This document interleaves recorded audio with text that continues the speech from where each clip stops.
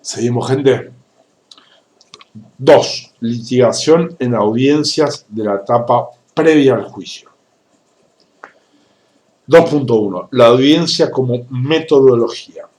La oralidad es uno de los grandes avances que ha conquistado el sistema de administración de justicia penal. El hecho de que prácticamente se ha superado la discusión sobre sus ventajas nos permite analizar a las audiencias más allá de su sentido constitucional. La audiencia es una metodología de trabajo y debe ser vista como tal por los litigantes. Un entendimiento pleno de las reglas implícitas de esta metodología logrará un desempeño más eficiente en su desarrollo. En la audiencia, las partes transmiten información relevante al juez para que éste tome una decisión que tenga la mayor calidad posible. La relevancia de la información se encuentra previamente establecida por las disposiciones legales en cuanto a los requerimientos específicos de información necesaria para que tome una decisión, y su control se encuentra en manos del juez. El juez va con minúscula, el que deberá, salvo que haya uno en todo el mundo, el que deberá limitar las intervenciones a aquellos puntos que aportan elementos para la resolución respectiva. Las partes además realizan un control de la información de su contraparte, no solo sobre la relevancia, sino sobre la veracidad de esta información. La calidad de la información depende directamente de su veracidad. La información falsa no puede fundar la decisión y la contraparte debe encargarse de hacer notar esa falsedad. Hablamos de falsedades en términos de una información que no es verdadera, no es respecto al tipo penal. La calidad de la transmisión de la información dependerá también del orden de la exposición y la construcción de argumentos lógicos por parte de los litigantes. Las capacidades de oratoria de los litigantes y sus técnicas de vocalización otorgarán quizás un plus a la exposición, pero en una audiencia la calidad de la transmisión de información va ligada a la construcción de juicios lógicos y no de peroratas sentimentales. Por ejemplo, si contamos con la afirmación defendido es un buen padre y la usamos en un discurso afirmando que la forma en que defendido asume su paternidad es loable y que una persona con tan altos valores morales no puede ir a la cárcel, entonces realizamos una transmisión informal, una transmisión de información de baja calidad, pero podemos transmitir la misma información de manera relevante. Defendido es un buen padre. B. La hija del defendido está en la escuela con una beca. C. La beca que tiene la hija del defendido con mayúscula, ha sido gestionada por él y de acuerdo a los dichos de las autoridades escolares, defendido concurre mes a mes al colegio a informarse sobre la situación de su hija. Por lo tanto, defendido no fugará, pues ello implicaría la separación de la hija o la pérdida de la beca. Ambos extremos no son admisibles en base a la afirmación inicial A. La decisión del juez siempre va ligada a una petición de una de las partes y su calidad dependerá de la información proporcionada. Una resolución con mayúsculas. Yo no sé, o sea, seguramente Leticia Lorenzo no tiene absolutamente nada que ver, los editores, o sea, impecable en su fundamentación, con citas legales y jurisprudenciales y con coherencia interna, sin duda no solo es deseable sino exigible al juez. Sin embargo, estos atributos de la resolución no implican una decisión de calidad. La decisión del juez, en el caso de una audiencia de medidas cautelares, tendrá altos estándares de calidad, siempre que se aseguren los fines de la medida cautelar y la proporcionalidad en su aplicación. En el caso de salidas alternativas, tendrá altos estándares de calidad siempre que compruebe que la decisión ha sido asumida por las partes en forma voluntaria y existe cumplimiento de los requisitos de procedencia de la salida, sin coacción de ningún tipo. 2.2.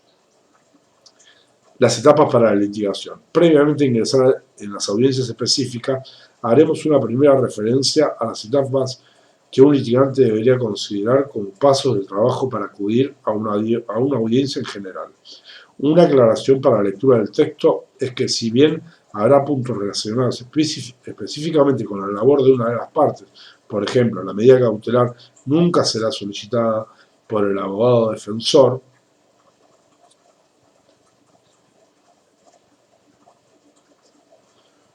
no sé, no sé,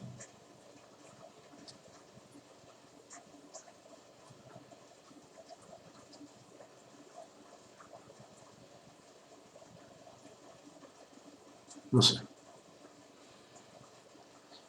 Se me ocurren hipótesis en las cuales podrían resultar convenientes.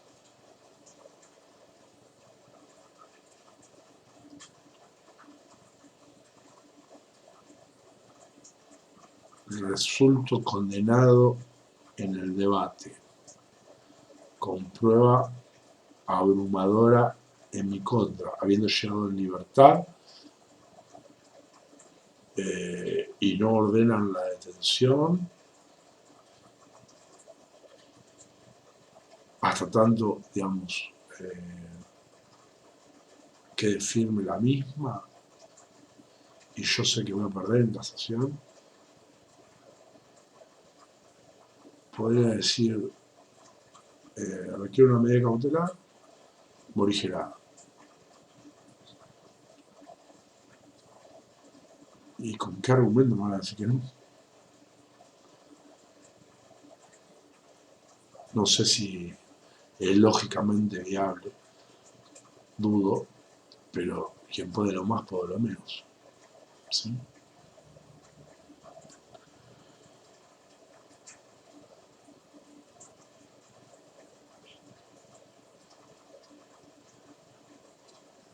Quien está haciendo una revisión desde la posición contraria debe considerar las recomendaciones que se realizan, ya que se reunirán de mucho a la hora de preparar la estrategia de contestación a las peticiones puntuales que se vayan formulando en la audiencia. 2.2.1. Análisis del caso. Como punto de partida diremos que quien va a solicitar una medida cautelar no debe considerar esta decisión como una isla de su caso, sino que debe asumirla como parte de una estrategia que ya ha sido definida en la elaboración de su teoría del caso. Esto implica que la primera tarea que el litigante deberá realizar al momento de tener conocimiento de un caso será la propia teoría del caso. Ya hablamos de la teoría del caso y su importancia. La teoría del caso es la versión que el litigante asume sobre el hecho y su relevancia jurídica y su sustento probatorio. Repito, acá hay una definición. La teoría del caso es la versión que el litigante asume sobre el hecho, su relevancia jurídica y su sustento probatorio. Está compuesta por tres partes: la teoría jurídica, la teoría fáctica, la teoría probatoria. Desde el punto de vista del litigante, para determinar la existencia de un caso con relevancia penal, un caso defendible, tanto desde el punto de vista de la acusación como de la defensa, debe estar en condiciones de, en el caso de la acusación, cubrir estas tres partes con elementos suficientes, entendiendo con elementos suficientes aquellos hechos que se subsuman en cada uno de los elementos del tipo penal y que puedan ser acreditados con pruebas idóneas para tal fin. En caso de la defensa, el abogado deberá verificar si es viable cuestionar a alguna de las partes que la acusación considera tener cubiertas con su teoría del caso y controvertir la argumentación de la acusación desde la misma perspectiva. Para ello, la defensa también precisa de la construcción de una teoría del caso.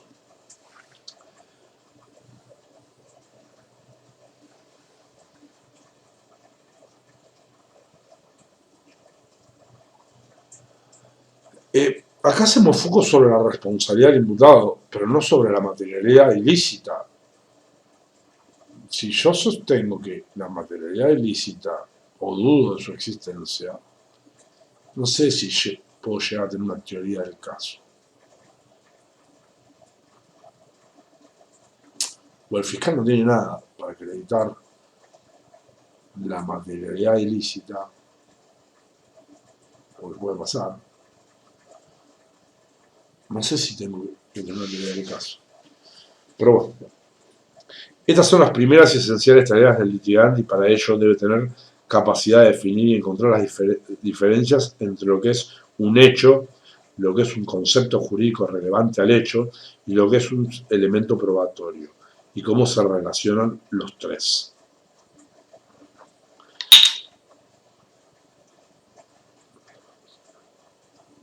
Confusión del litigante entre hecho y concepto jurídico. Nos detendremos en este punto ya que una de las principales falencias que suelen observarse en la presentación de los casos en audiencias tiene que ver con la enorme confusión que existe en los litigantes entre hecho y elemento o concepto jurídico. Recordemos que desde el inicio de un caso, desde que un cliente llega a la oficina a contarle a su abogado una historia, una víctima llega a la fiscalía a presentar su denuncia, un detenido se reúne con su abogado para darle su versión de los hechos. Todos los abogados escuchamos versiones de hechos sucedidos en el pasado. Como litigantes, al escuchar estas historias, debemos comenzar a diferenciar estas categorías de hecho, norma y prueba, para realizar el análisis del caso en función de ellas. El análisis puede ir dándose mediante la formulación de ciertas preguntas estratégicas básicas.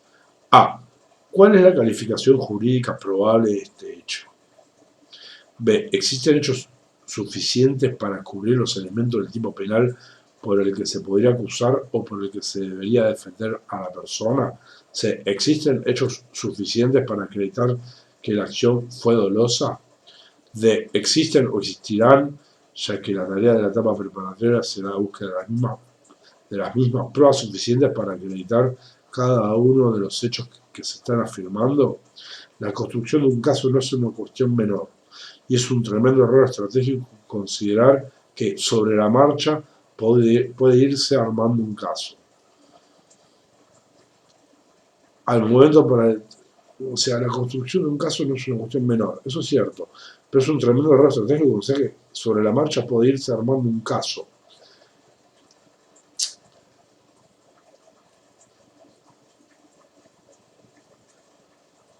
Como decía en una película, yo no fui, yo no estuve, yo no sé, y después te aparecen con las antenas de los celulares activadas en tal lugar, a tal hora, etcétera, etcétera, etcétera. ¿De qué te disfrazas? Sería el caso.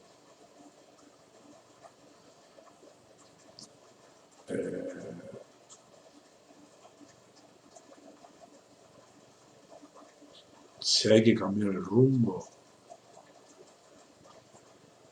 o vas a seguir manteniendo frente a pruebas objetivas, pero yo no sé, yo no estuve, yo no fui, ¿sí? ¿Qué vas a decir? ¿Le presté el celular a mi perro?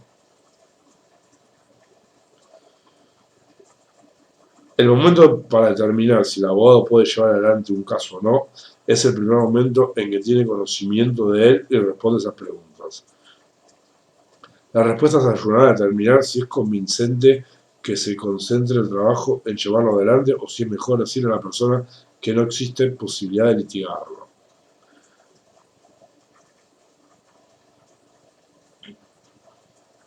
No existe posibilidad de litigarlo. Mira vos. Siempre se pueden hacer cosas. Siempre se pueden hacer cosas. Mal o bien, pero siempre se pueden hacer cosas.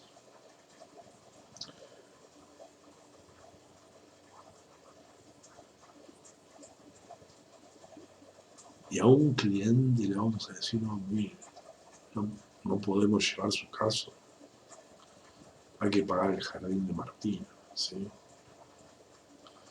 Asumimos en este punto que un defensor público no podría decirle a su defendido que tiene un caso indefendible. Lo mismo en los defensores particulares. En este caso puntual, la importancia de realizar el análisis del inicio es concentrar la atención y el trabajo en lograr elementos que permitan, si realmente estamos ante un caso que no tiene ninguna posibilidad de defensa, que la sanción impuesta sea la menos gravosa para el acusado. En el caso de la acusación pública, por el contrario, la realización de este análisis de inicio sería de suma utilidad para convertir el rechazo de casos en lo que realmente debe ser, una herramienta que permita descongestionar el sistema y no un mecanismo liberado del uso arbitrario de cada funcionario de acuerdo a sus necesidades estadísticas. Necesidades estadísticas. Y lo subrayo. A costa de vidas humanas. Lo propio para la aplicación de salidas alternativas. Decíamos que la principal dificultad que suele observarse desde el inicio en los casos es la confusión permanente entre hechos y elementos jurídicos. Por ello, a los fines de facilitar la labor de construcción de los hechos, veamos una posible definición de lo que es un hecho, de lo que un hecho es. Hecho es una acción que se ha llevado a cabo adelantándose a cualquier evento que pudiera dificultarla o impedirla. Es una cosa que sucede. Lo importante en la descripción del hecho es librarlo de abstracciones. Cuando digo, el hoy procesado ingresó forzosamente al domicilio de la ofendida y valiéndose de violencia procedió a apoderarse de todos los bienes muebles que se encontraban en la habitación, pero siendo sorprendido por esta en el lugar, tomó un arma blanca con la cual amenazó ferozmente a la señora, provocándole un pánico inmovilizador y huyendo con los bienes muebles. El intrigante que escucha o lee esta forma de relato puede imaginar algunas ideas sobre lo que sucedió. A. Al parecer se cometió un robo. B. Al parecer fue un hombre. C. Al parecer la víctima fue una mujer. Estos datos, sin embargo, no corresponden a los hechos ocurridos porque están plagados de calificaciones jurídicas sujetas a interpretación. No podemos perder de vista que lo que se juzga en un proceso penal son hechos, acciones. Este relato, debido a que está plagado de abstracciones, no puede enmascararse en la definición de un hecho. Pasemos a analizar ingresó forzosamente. Para afirmar que alguien ingresó forzosamente, debe describirse cuáles fueron sus acciones puntuales. Rompió un vidrio, pateó la puerta, hizo un boquete en la pared de la casa, rompió la cerradura, y así podríamos seguir agregando hipótesis de hecho que se subsumen en la abstracción, en la categoría forzosamente. No olvidemos que los tipos penales describen conductas de forma abstracta para posibilitar a los litigantes subsumir la infinidad de situaciones de hecho que la constituyen. Si un código penal tuviera que definir cada posible acción subsumible en los elementos de robo, ya puede el lector imaginar la extensión que daría el Código Penal que hiciera eso con todos los delitos tipificados. El ejercicio analítico de la categoría jurídica forzosamente, que se confunde con un hecho, podría repetirse con varias de las afirmaciones realizadas en ese relato. Valiéndose de violencia, procedió a apoderarse de todos los bienes muebles. Proponemos al lector el ejercicio de transformar ese párrafo en tantas afirmaciones de hecho como sean necesarias para establecer un sustento fáctico a esas abstracciones y verá entonces la importancia de tener clara esta diferenciación.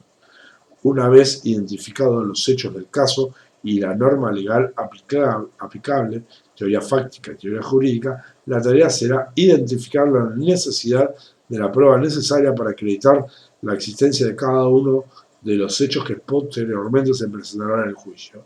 En este momento La acusación buscará llenar la teoría del caso, a partir de identificar la prueba necesaria para cada hecho y determinar la posibilidad de obtener la misma. Y la defensa buscará vaciar la teoría del caso de la acusación, a partir de identificar cuáles elementos probatorios no necesarios y no podrán ser obtenidos por la acusación. Acá es una nota de pie de página. También podría darse el caso de una defensa planteando una teoría del caso propia, existiendo una causa de justificación, existiendo una causa de exclusión de la punibilidad, etc. Sin embargo, a los efectos de facilitar la ejemplificación con el común de los casos, nos regiremos por el trabajo de una defensa que plantea cuestionamientos sobre la teoría del caso de la acusación. En función de este trabajo de construcción y análisis de la teoría fáctica, la jurídica y la probatoria, el litigante deberá, como finalización del análisis del caso, proyectar el alcance del mismo. Es un caso que tiene probabilidad de llegar a juicio, es un caso que tiene muchas dificultades en la obtención de prueba y por tanto no resulta conveniente iniciar la investigación, no es un caso penal. Diversas situaciones pueden darse a partir de este análisis inicial y en función de esta se determinará la acusación que el litigante tendrá durante el proceso. Por ello, insistimos en la importancia de realizar este análisis de inicio.